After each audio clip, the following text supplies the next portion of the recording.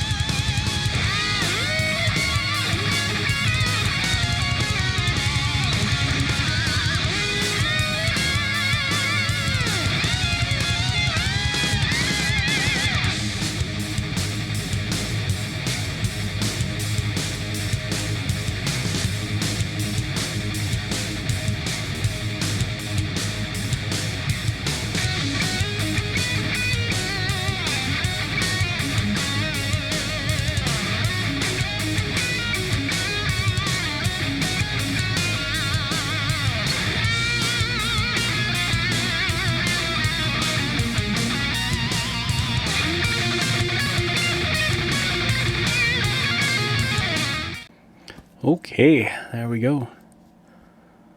I messed up this area a little bit. See if we can just stipple some on. If not, we'll just fix it with the next step. But for now, I need to let this sit and dry. B1B Flyer says let it sit for about an hour. So that's what I'm going to do. I'll come back later. Alright. Alright. Oh, a little more there. Okay, for sure. For reals this time. Gonna let it sit. Next up, I'll take some of this Griff Charger Gray. I'm gonna create some wide lines for camo.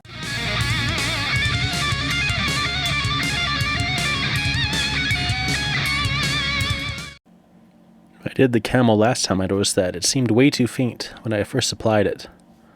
But after it dried, I found it ended up popping.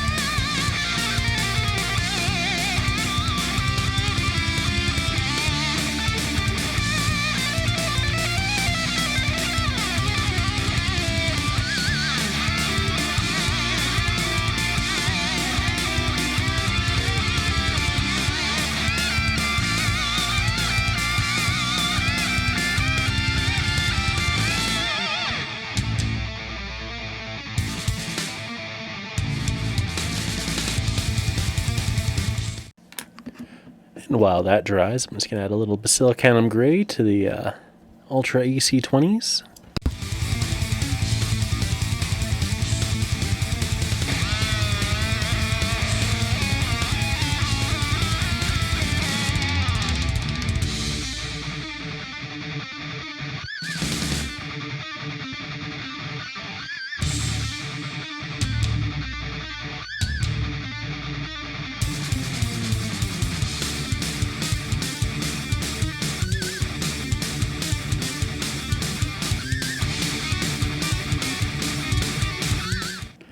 I'm going to take a bit of my gloss black primer.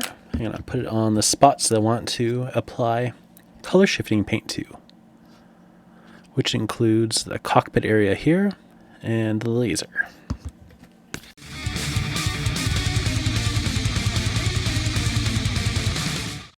There's no defined area for the cockpit, but everything I've ever seen painted shows that the cockpit is here. So that's a bit awkward. Well, that's just how it goes sometimes.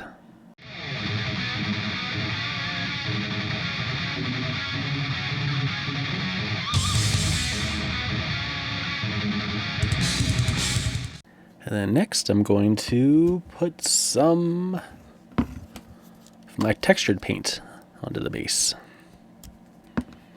so I could begin the basing.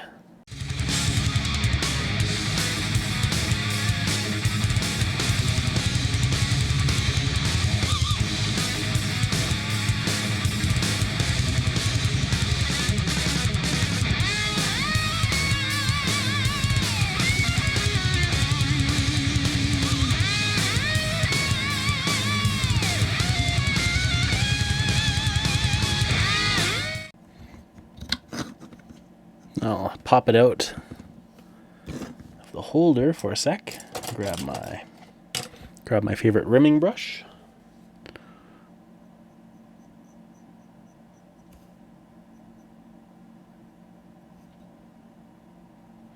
And apply the leftover gloss varnish onto here.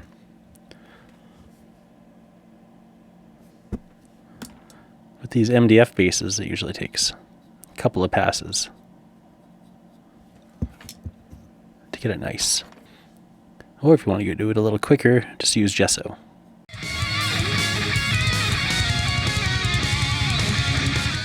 And I have some gesso here. Not black gesso, but a bit of gesso and paint mix. A nice gray. Throw that over top.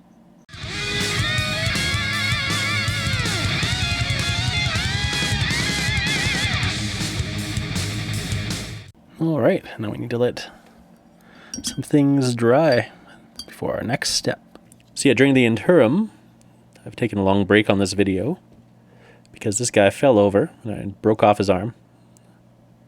So I had to glue that in together, and then life got busy, so it's been sitting for a bit, waiting to get repainted. Waiting to get painted again. So I'm going to start with my raw umber wash.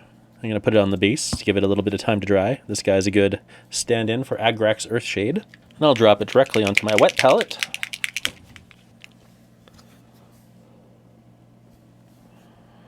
And just spread it around to stain the ground.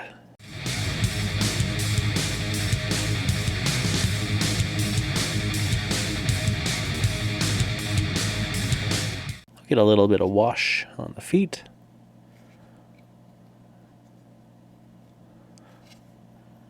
That's all right. It'll stain the surface a little. Nothing wrong with that. And while that is drying, I will take a dry brush and a dry brush paint, and I'll just start highlighting the edges. I'm going to use Cronus Blue. Not sure if it's the best dry brush paint to use. This color. I tried it out on some test models, and I was pleased with the results, but I'm not sure. I might be able to push it into something a little better. But for now, this will be fine.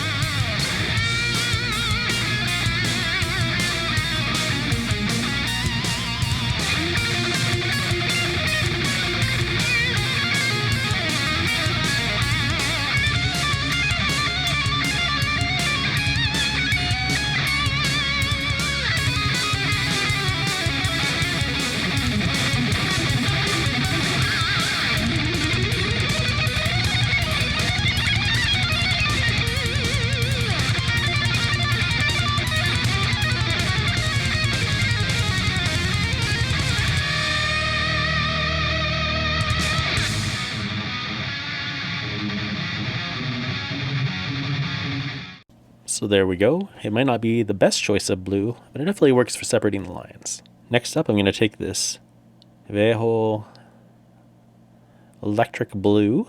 I'm going to add it to the large laser port down there. I haven't tried out this color before, so it's going to be a surprise to me. If it looks good or not, I don't know yet.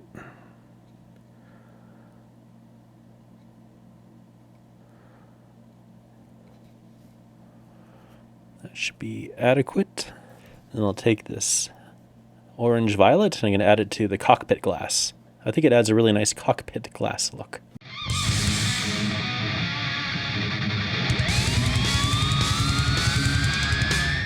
It feels like my wash is dried. I use a gloss medium in this wash, so it's always going to look a little bit wet. But I'm certain it is dry. So I'll take some of the Terminus stone and I'll dry brush it on the ground.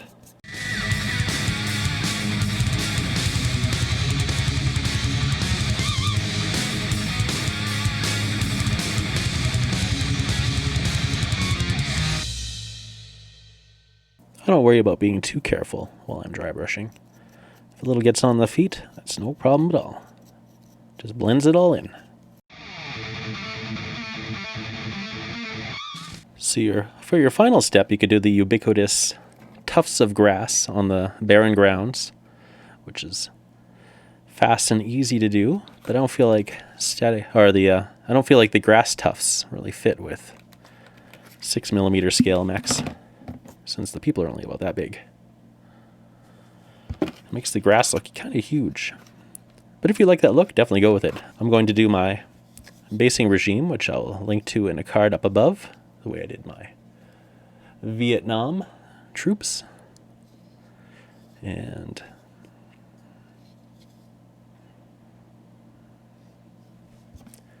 there we go. So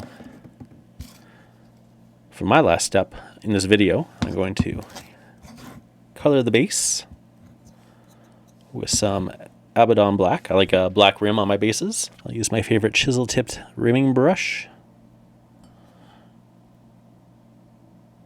Give it a little rim around the base.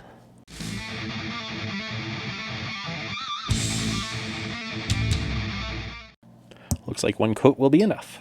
How's those color shifts looking? I feel this orange-violet does ferroglass quite nicely. How I imagine ferroglass to look.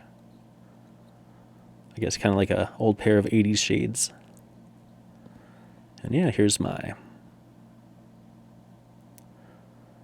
Which color is it? Electric blue. Looks pretty decent. Well, maybe not the best choice for a large laser. I'll have to think about that. My final step will involve a micron pen. I'll use this nice 0.05. I like to create a little separation.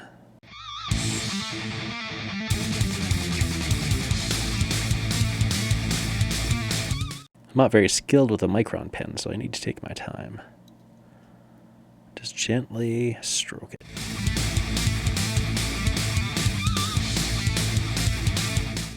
Coloring shifting paint's kind of messed with my depth perception. And I think I'll leave the large just how it is, but we can always dot a bit of color into these barrels. That could be fun. Give them a little more depth. I don't have very good aim with this. Probably could do the same in here, but I don't feel like it's necessary. I like how it looks. Just the way it is. And here we go, one Bane 4. All painted up in the clan camouflage scheme that I used based on Camo Specs' work. B1B flyer. He laid down a good foundation. I copied it, and I'm happy. They're going to be nice and quick and easy to get on the table. The basing, it looks good for Badlands. It's not too much work. Pretty happy with the results. It's going to be nice to have two distinctive looking forces to battle it out. All right, everyone. Thanks for watching. Bye-bye.